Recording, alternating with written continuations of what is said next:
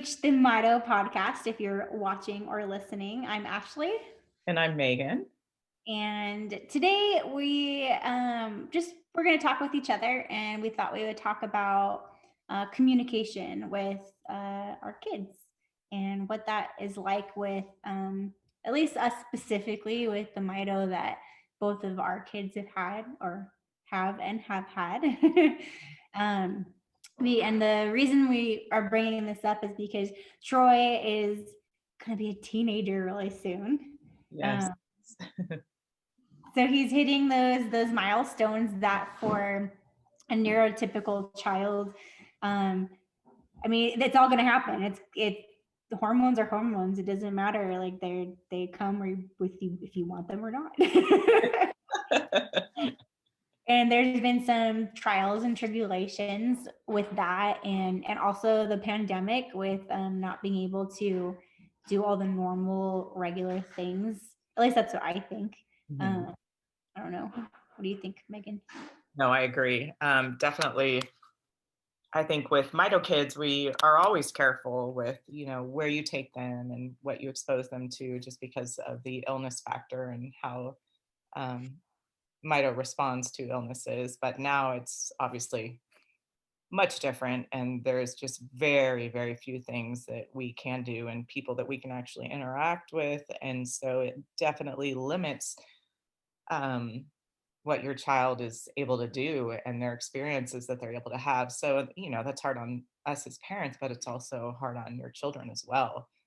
Um, It's so, a factor into the emotional part of it. I mean, yeah, you try to protect your child or family or whoever it is from getting sick, but then that has a huge deal with your mental health of what that type of isolation is doing. mhm.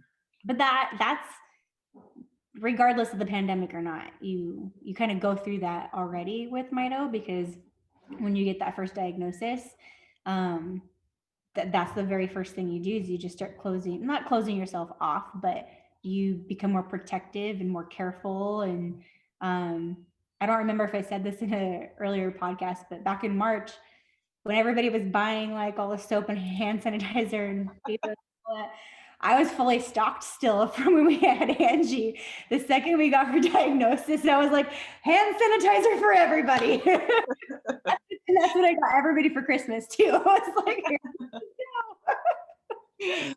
Yeah, no, definitely. Everybody always says, we own stock in wet ones because that's what we have with us 24/7, which now we can't get at all. But it's hard. I actually not wet ones, but I finally found the Kirkland Kirkland brand, like wipes, just yeah.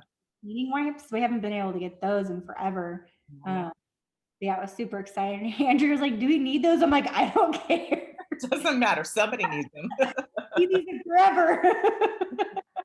I know my parents just came down and they brought Clorox wipes because we can't, we order all our groceries and we can't get them anywhere. Just like you said, just to clean the surfaces, not even that we're going outside and having to disinfect, things that come into contact with other people. I'm like, just cleaning my house. I need some Yeah. Clorox. Well, next time I go to Costco, I will grab an extra box for you if I step. Thank you. Yeah, my mom, it was funny because my mom was in Costco and there was a line to the Clorox because I don't know if they come in on Wednesdays or what the deal is, but you can only take one. And she said, but my husband's here. And they're like, nope, one per Costco member. Like, you should have just had him get in the back of the line. And Totally. But we digress. So let me talk about any subject forever, probably. yeah. So yeah, communication. We know with a lot of the different, Mito parents and kids that we have that communication either is difficult and that they don't speak, they're nonverbal, or they are able to speak, but maybe 7, 8, 9, 10 years old.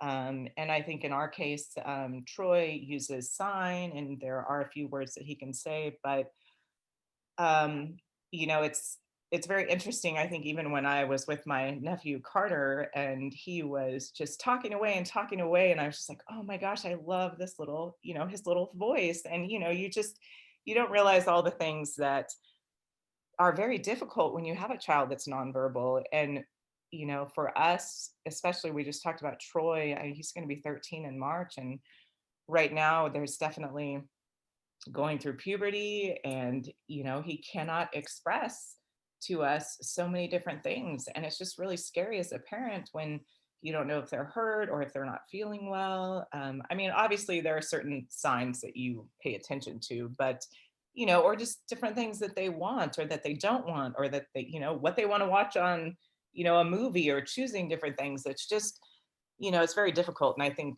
we're right now seeing a lot of that with Troy and him becoming a teenager and hormones and different things. And we're having a lot of aggression. And, it's just, it's hard as a parent because you're trying to correct their behaviors, but then you're also trying to understand why they're frustrated. So communication is such an amazing tool that, most typically functioning children are able to use. And it's hard with if that is a symptom of Mito that your child has, when they're just not able to talk and not able to communicate to you their wants and needs. And yeah, it's really difficult.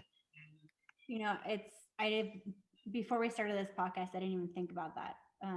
But my memories on Facebook popped up, and I'd shared it yesterday, but I didn't see what I had written when I had originally made the post, and so it popped up again today because people have been commenting on it, and then so I saw the full screen, and it showed what I wrote, and it actually goes right along the same lines of communication, because Angie, same thing. Like we couldn't. It was like we were always guessing. She was little too, so she couldn't speak. She was nonverbal, but she was also 18, 19 months old. When the post I'm talking about, she was 15 months old. But it was so amazing for those first few things that you knew she was understanding, and the communication was there. It's just this amazing feeling that you have. You're like, oh, my nonverbal child, this is like, we have our own communication, we have our own way of talking to each other. But part of it was she had learned how to like tap. You tell her to tap something and she would tap it, or dance. Like we would stand in the kitchen and like, okay, let's dance, and she would wave her arms around and pretend to dance with me.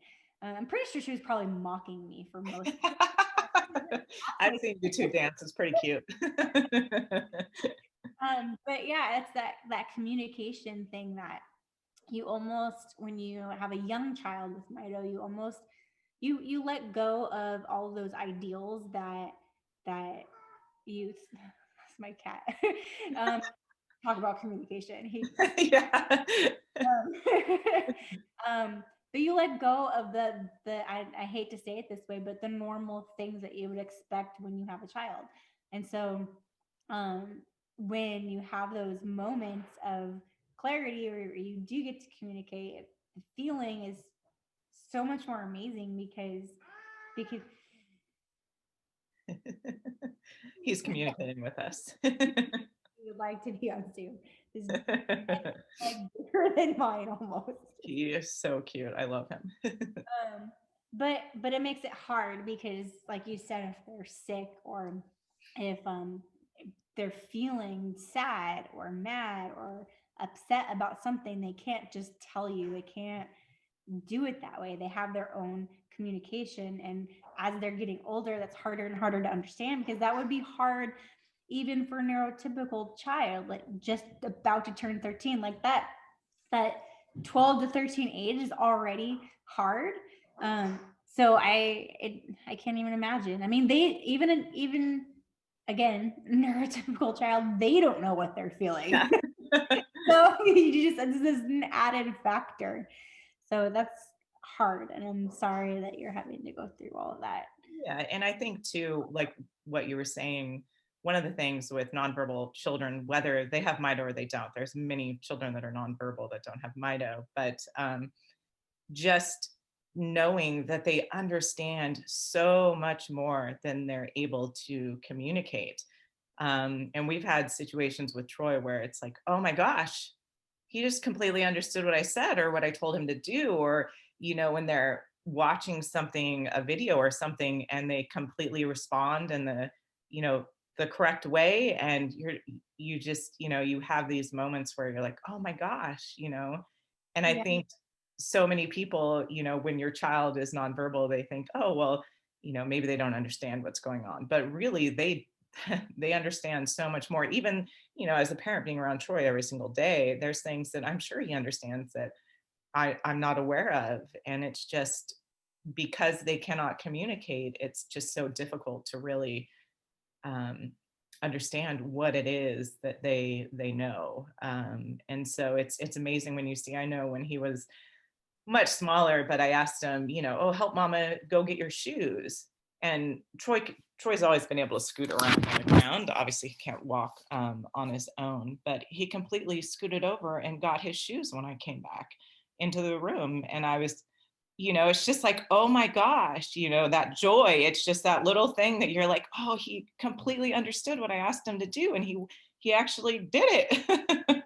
And so there's a lot of things like that, especially now, being the age that he is, and with school and different things, he's learning so much more. And it's really amazing to watch when they can't talk, but they are doing and expressing in certain ways that they understand, and they are capable of doing so many things.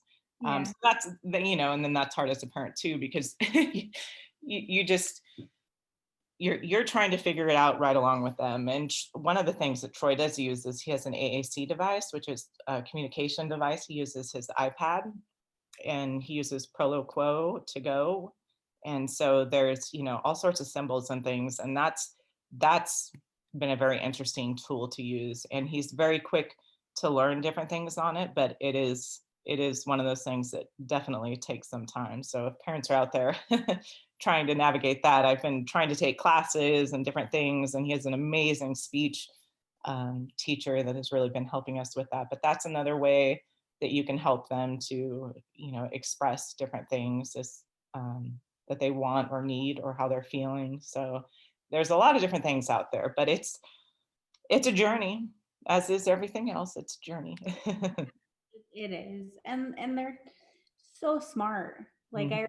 remember Angie, there would be times, and I wish I could remember like an exact example, but there would be times where she would do something and I'm like, and then I would feel crummy because I'm like, oh my gosh, she's so smart. She knows so much. Am I doing enough as a mom? Like, am I helping her flourish enough? Am I doing all like the right communication things? Is she in the right therapies? And then your mind goes like a mile a minute because you're Oh, like, yeah.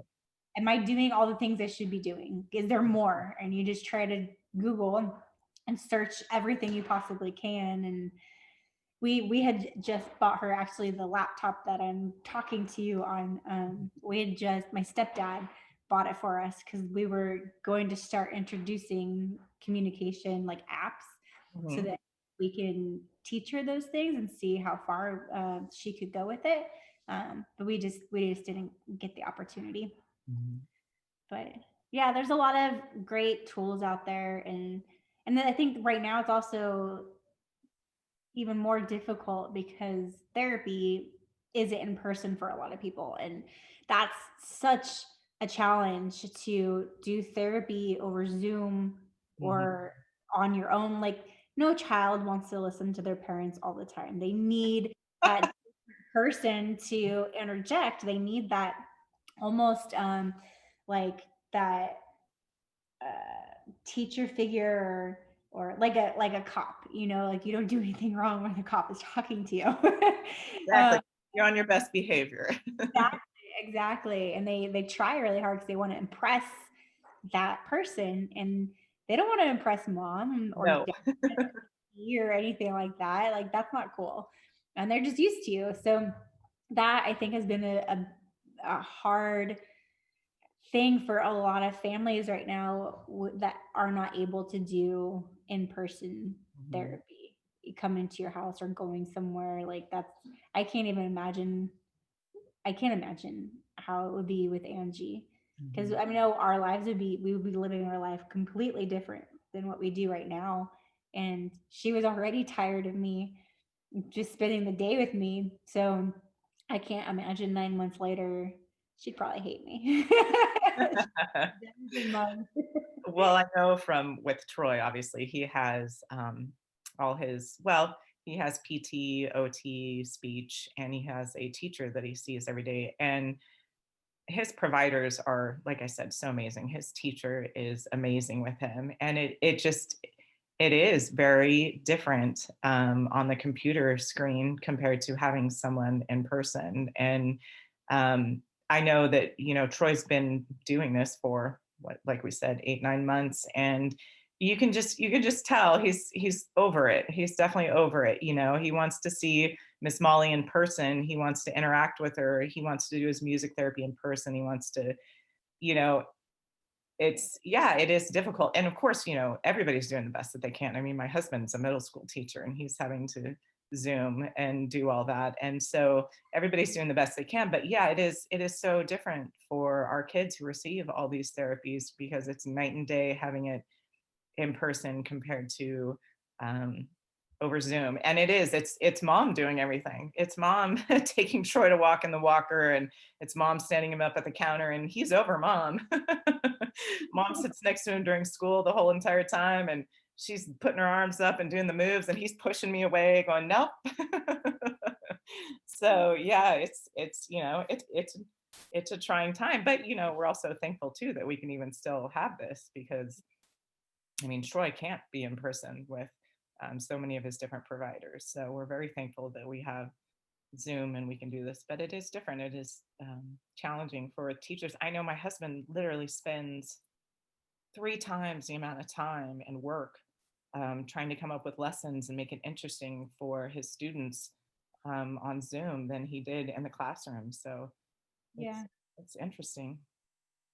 Yeah, it's definitely difficult on so many levels, not just for our kids, but teachers or parents. Like it's hard across the board. Yeah. Well, I guess that's it for us in communication. I guess if anybody else that is listening or watching have any suggestions on communication, um, I know we also at one point, well, when I was trying to do Troy's room, I had bought some buttons for him so that you can record your voice and teach him through the buttons to speak for him. So like if he wants mom, he can push the mom button, or to say good morning, push good morning, or things like that. So there's that option too. It's a small fix for like little things around the house. But if you're listening or watching and you have any suggestions on communication that we either didn't talk about or maybe someone might not know of, please let us know. You can email us at mitopodcast@gmail.com. You can find us on Facebook. You can find us on Instagram. We are the Mito Podcast, and YouTube, which this will be up. So if you're watching it, you're already there. But that also goes for any suggestions on topics that we can talk about. Or if you would like to be on the podcast, let us know and we can set up an appointment with you and do a recording. So we hope that you enjoyed this episode. Is that what we call them? Episodes? Yes. So yeah, just give us an email or a message and we will be happy to contact you. Thank you for listening and thank you